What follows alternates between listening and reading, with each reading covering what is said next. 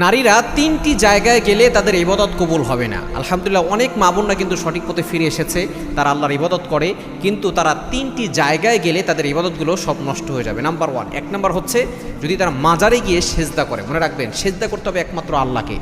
আল্লাহকে ছাড়া কাউকে সেজদা করা সম্পূর্ণরূপে শিরিক। আল্লাহ পাক রব্বুল আলামিন সব গুনাহ ক্ষমা করলে শিরিকের গুনাহ আল্লাহ তাআলা কখনো ক্ষমা করেন না। আল্লাহ পাক রব্বুল আলামিন নিজে বলে দিয়েছেন, কোরআন খোলেন 5 নম্বর পারার 5 নম্বর পৃষ্ঠার 4-5 নম্বর লাইন, সূরা নিসার 48 48 নম্বর আয়াতে রব্বুল আলামিন বলেন, ইন্নাল্লাহা লা ইয়াগফিরু আন ইউশরাকা বিহি ওয়া ইয়াগফিরু মা দুনা যালিকা লিমান ইয়াশা।